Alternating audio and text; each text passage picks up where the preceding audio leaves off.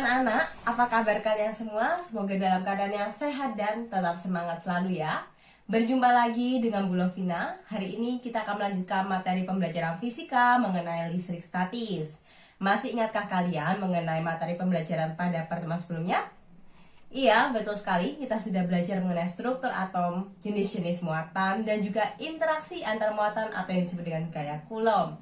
Nah, hari ini Bu Lovina akan melanjutkan materi mengenai listrik statis. Kira-kira apa ya yang akan kita pelajari? Mari kita lihat cuplikannya berikut ini. Pernahkah kalian berada di sekitar sumber api atau api unggun? Apa yang kalian rasakan ketika berada di sekitar api unggun? Ya, tentu saja kita akan merasa hangat atau bahkan panas ketika kita semakin dekat dengan sumber api tersebut. Demikian pula halnya, andaikan sekarang kita memiliki muatan listrik, bisa muatan positif atau muatan negatif, kita anggap muatan tersebut sebagai muatan sumber. Nah, apabila terdapat muatan listrik, pasti akan ada interaksi ketika ada muatan lain yang mendekati muatan sumber tersebut, bukan? Nah, bayangkan di sini api unggun ini seperti muatan listrik. Ketika terdapat orang lain atau muatan yang mendekati muatan tersebut, pastilah akan mendapatkan gaya atau mendapatkan dampak dari muatan sumber tersebut berupa gaya elektrostatis. Nah, inilah konsep dari medan listrik.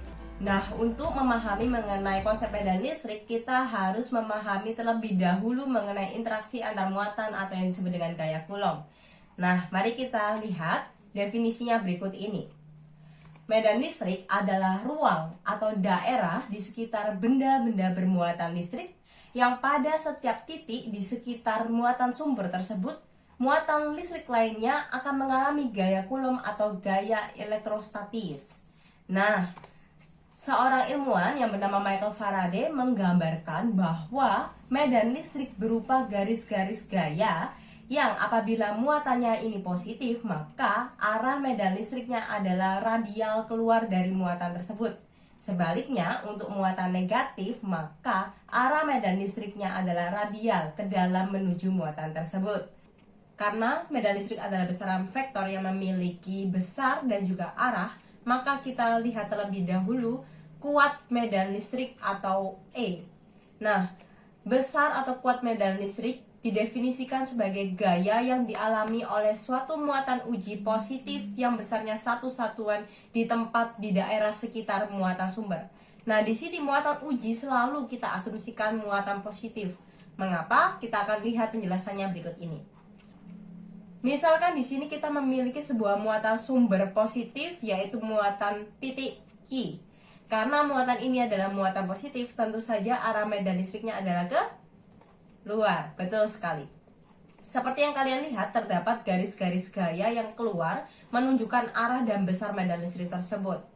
Apabila terdapat suatu muatan uji lainnya, yaitu muatan uji positif yang kita beri nama Q aksen, masuk atau berada di sekitar daerah dari muatan sumber Q tersebut, maka muatan Q aksen ini akan mendapati gaya elektrostatis atau gaya Coulomb. Nah, dengan demikian, kuat medan listrik atau E dapat dituliskan menjadi F dibagi Q aksen, di mana F ini adalah besarnya gaya elektrostatis yang dialami oleh muatan Q aksen pada tempat tersebut. Nah, F dapat dituliskan menjadi K, konstanta elektrostatis, dikalikan dengan besarnya muatan sumber Q dan besarnya muatan uji kita, yaitu Q aksen, dibagi R kuadrat.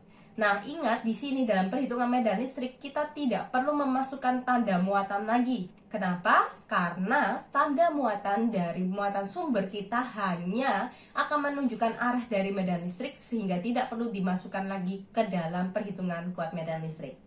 Nah, langsung saja sekarang kita bisa coret besar muatan Q aksen dan Q aksen di sini.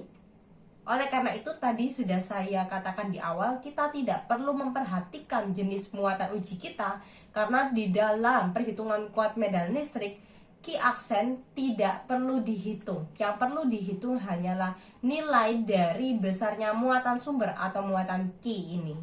Nah, dengan demikian persamaan kuat medan listrik atau E sama dengan K dikali Q dibagi R kuadrat. Q di sini adalah muatan sumber.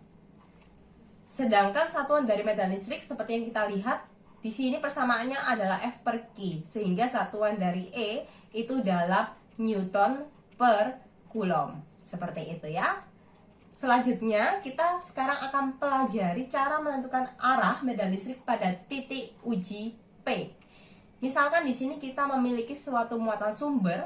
Nah, seperti yang kalian lihat, arah medannya keluar. Bisakah kalian tentukan jenis muatannya? Betul sekali, muatan sumber positif. Kita namai Q1. Apabila kemudian terdapat suatu muatan uji positif yang kita letakkan di titik P, di sebelah kanan muatan sumber Q1, maka bagaimanakah arah medan listrik yang dialami oleh titik P? Nah, sekarang kita perhatikan, karena muatan Q1 ini menghasilkan medan yang bersifat radial, keluar, memancar dari muatan Q1, tapi karena titik P itu di sebelah kanan dari muatan sumber, maka arah medan listrik yang mempengaruhi titik P hanyalah yang tegak lurus dengan permukaan dari muatan uji kita ini. Sehingga sekarang kita gambarkan arah medan listrik pada titik P akibat muatan Q1 adalah ke kanan, yaitu EP1. Perhatikan cara penggambarannya. Pangkal vektor bermula dari titik P, karena ini adalah yang ditanyakan, kemudian keluar ke kanan. Kenapa ke kanan? Karena ini adalah sifat dari medan listrik dari muatan sumber kita yang arahnya keluar, memancar keluar. Seperti itu. Nah, selanjutnya supaya lebih jelas kita lihat contoh yang kedua. Untuk hal ini sekarang kita memiliki suatu muatan sumber yang arah medannya masuk. Jenis muatannya tentu saja muatan negatif. Betul ya? Kita namai muatan sumber Q2.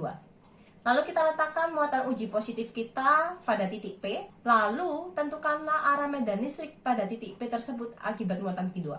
Nah, sekali lagi bahwa arah dari medan listrik akibat muatan sumber negatif masuk ke dalam atau radial menuju ke muatan sumber tersebut.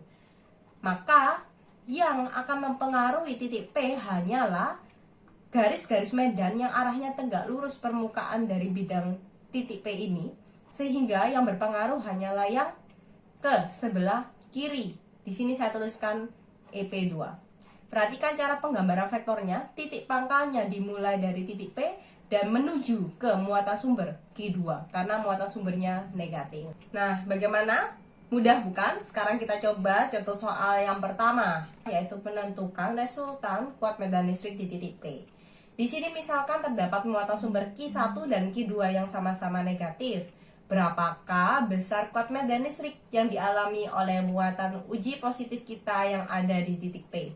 Pertama, kita tentukan terlebih dahulu arah medan listrik di titik P akibat muatan Q1. Kita boleh abaikan jenis muatan dari muatan uji kita ya, karena yang kita lihat hanyalah muatan sumber, yaitu Q1 dan Q2. Untuk muatan sumber Q1 akan menghasilkan medan listrik yang arahnya adalah radial ke dalam menuju ke muatan tersebut. Maka kita gambarkan arah medan listrik EP1 adalah ke kiri. Betul sekali, EP1. Perhatikan cara penggambaran vektor EP1. Pangkal atau awal permulaan dari vektor ini adalah di titik P, kemudian menuju ke muatan sumber Q1 karena muatan sumbernya negatif, maka arah medannya masuk ke dalam menuju ke muatan Q1. Demikian pula dengan muatan sumber Q2, karena muatan sumbernya juga negatif, maka arah medan listriknya akan menuju ke dalam, menuju ke Q2. Oleh karena itu, arah medan listrik EP2 adalah ke kanan. Betul sekali ya.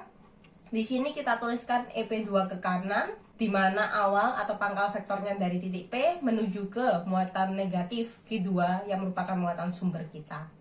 Dengan demikian, kita dapat menuliskan resultan medan listrik di titik P atau EP sama dengan EP2 minus EP1 apabila nanti dari perhitungan nilai EP2 itu lebih besar daripada EP1. Dengan mengingat bahwa persamaan kuat medan listrik itu adalah E sama dengan K dikalikan Q dibagi R kuadrat, di mana Q di sini adalah muatan sumber. Selanjutnya kita lihat contoh kedua. Misalkan di sini ada muatan sumber Q1 dan Q2. Q1 negatif, Q2 positif. Berapakah resultan medan listrik di titik P? Nah, yang pertama seperti tadi, tentukan arahnya. Kita bisa mengabaikan jenis muatan uji kita ya. Yang kita lihat hanyalah jenis muatan sumber saja. Sekarang kita perhatikan muatan sumber Q1 dan titik uji P. Nah, karena muatan sumber Q1 ini negatif, maka arah medan listriknya adalah ke dalam atau menuju ke Q1. Dengan demikian, penggambaran vektor medan listrik EP1 adalah ke kiri. Sedangkan pada muatan Q2, muatan sumber Q2 ini positif. Kita tahu bahwa muatan positif selalu memiliki arah medan listrik yang radial, arahnya memancar keluar. Tetapi yang akan mempengaruhi titik P adalah arah medan listrik yang tegak lurus ke permukaan titik P ini. Sehingga yang kita gambarkan EP2 adalah ke kiri, yang sebelah kiri ini kita gambarkan EP2. Lihat cara penggambaran vektor medan listriknya. Titik pangkal bermula dari titik P lalu ke kiri. Karena ini tadi muatan sumber kita ini positif, maka arah medan listriknya adalah keluar atau memancar dari muatan positif Q2 tersebut, sehingga EP2 arahnya ke kiri, seperti itu. Selanjutnya resultannya EP sama dengan EP1 ditambah EP2, karena vektor medan listrik dari EP1 dan EP2 ini searah, sehingga jika ditanyakan arah resultannya adalah ke kiri. Sedangkan yang ini, ketika ini EP2 lebih besar dari EP1, arah resultannya adalah ke kanan. Seperti itu ya. Nah, selanjutnya silakan kerjakan soal pertama ini. Tentukanlah arah medan listrik pada titik uji P jika terdapat dua buah muatan Q1 dan Q2, dengan mengingat kalau muatan sumbernya itu positif, arah medannya keluar. Apabila muatan sumbernya negatif, arah medan listriknya ke dalam. Silahkan kalian mengerjakan soal nomor 1A dan B ini di kertas kalian. Gambarkan arah medan listrik di titik P akibat muatan Q1 dan Q2 dan juga arah resultannya ya. Selain itu, tentukanlah juga persamaan resultan medan listrik di titik P. Nah, sekarang kita coba apabila sekarang muatan listrik kita terletak pada sudut-sudut sebuah bangun dua dimensi, yaitu segitiga seperti ini. Nah, misalkan di sini kita memiliki muatan sumber Q1 dan Q2, Q1 positif, Q2 negatif. Berapakah resultan medan listrik di titik P? Yang pertama, pastilah tentukan arah. Arah EP1 karena muatan sumbernya positif, maka arah medannya pasti keluar ke sana, sehingga nanti di sini akan terdapat EP1 yang ke kanan. Sedangkan karena Q2 negatif, maka pasti akan terdapat arah medan listrik yang masuk menuju ke Q2. Dengan demikian dapat kita gambarkan EP1 ke kanan, EP2 ke kiri atas, dan lihatlah cara penggambarannya. Titik pangkal dari vektor, titik mulanya pasti pada titik uji tersebut ya. Sedangkan arah ujung vektor ini bergantung pada jenis muatan sumber. Q1 positif maka keluar ke kanan, sedangkan Q2 negatif maka arahnya masuk ke dalam menuju ke muatan Q2 tersebut. Nah, sekarang setelah menentukan arah, tentukanlah besar dari masing-masing medan listrik EP1 dan EP2, dan tentukanlah resultannya. Nah, resultannya karena di sini kita punya dua vektor EP1 dan EP2 yang membentuk sudut theta, maka resultannya adalah ER. E resultan di titik P dapat dicari dengan persamaan vektor akar dari EP1 kuadrat ditambah EP2 kuadrat ditambah 2EP1 EP2 dikali cos theta, di mana theta adalah sudut yang dibentuk oleh vektor EP1 dan vektor medan listrik EP2. Nah, sedangkan nilai dari EP1 kita cari dari persamaan medan listrik, K dikali sumber muatan yaitu muatan Q1 dibagi dengan jarak antara titik P ke muatan sumber Q1. Sedangkan EP2 adalah K dikali besarnya muatan sumber Q2 dibagi jarak dari muatan sumber Q2 ke titik P dikuadratkan. Nah, lihatlah di sini kita tidak pernah memasukkan tanda muatan positif atau negatif ya. Karena tanda positif dan negatif hanya digunakan untuk menentukan arah. Sedangkan untuk menentukan besar kuat medan listrik, kita hanya menggunakan besar atau nilai dari muatan sumber tersebut. Berikut ini adalah contoh soal yang diambil dari buku LKS Fisika halaman 31 tentang medan listrik. Di sini digambarkan ada dua buah muatan positif, yaitu 4 mikrokulom dan 9 mikrokulom yang saya namai Q1, dan 9 mikrokulom adalah Q2. Nah, di sini dimanakah letak titik yang kuat medan listriknya adalah 0. Nah, sekarang coba kita analisis terlebih dahulu. Karena yang diketahui ditanyakan misalkan titiknya saya namai titik P, berarti EP. Di titik P itu pasti dipengaruhi oleh medan listrik akibat muatan Q1 dan kuat medan listrik di titik P akibat muatan Q2.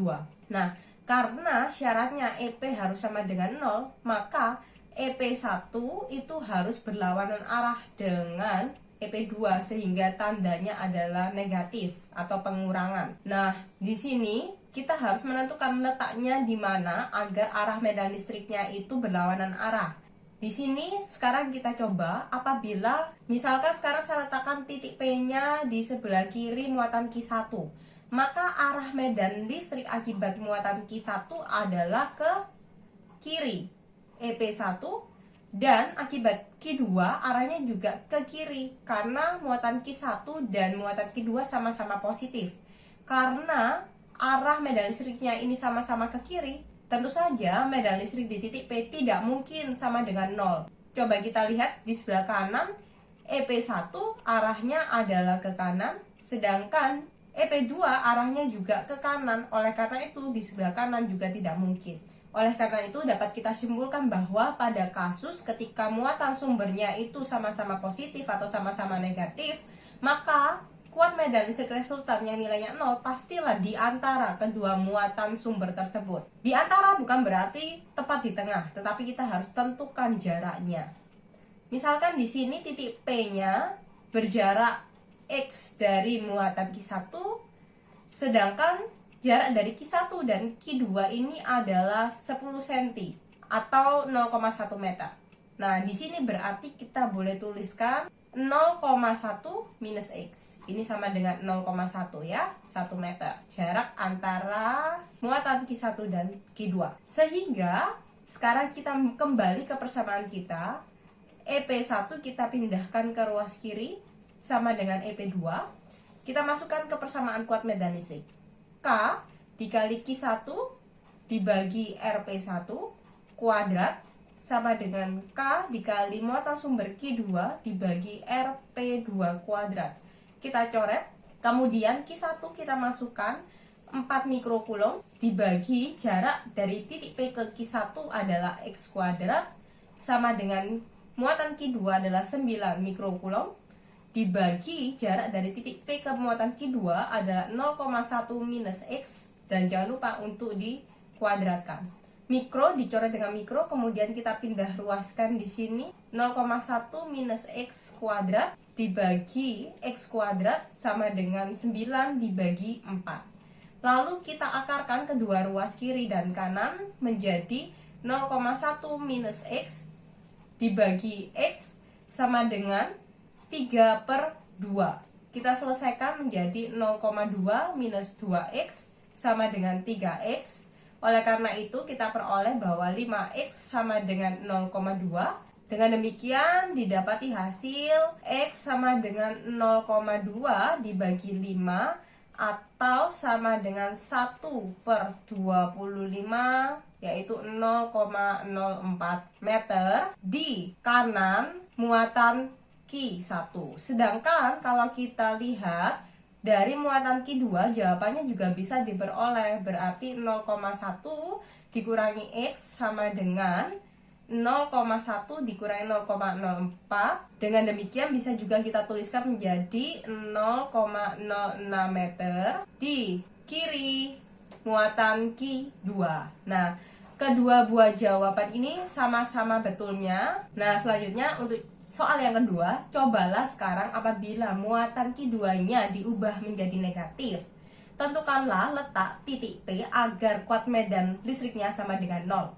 Pertama-tama gambarkanlah arah medan listrik yang dialami titik P tersebut. Kemudian simpulkanlah bagaimana cara menentukan letak titik uji apabila muatan sumbernya berlainan jenis. Apakah selalu di kanan atau di kiri? Ataukah ada kondisi khusus yang perlu diperhatikan supaya kalian bisa mendapatkan kuat medan listrik sama dengan 0 saat muatan sumbernya tidak sejenis. Nah, pada pertemuan selanjutnya kita akan mempelajari kembali mengenai medan listrik. Akan tetapi, saat ini kita tidak membahas kembali mengenai medan listrik akibat muatan titik. Tetapi bagaimana kalau nanti muatan sumbernya berupa muatan yang tersebar secara merata atau homogen pada permukaan suatu benda? Bagaimanakah cara menentukan resultan medan listriknya? Oleh karena itu, silahkan anak-anak bisa baca terlebih dahulu materi mengenai hukum Gauss yang ada di LKS Fisika, dan kita akan diskusikan pada pertemuan selanjutnya. Demikian yang bisa Bu Lovina sampaikan pada pertemuan hari ini. Terima kasih atas perhatiannya. Tetap semangat belajar, jaga kesehatan. Sampai jumpa. Tuhan Yesus memberkati.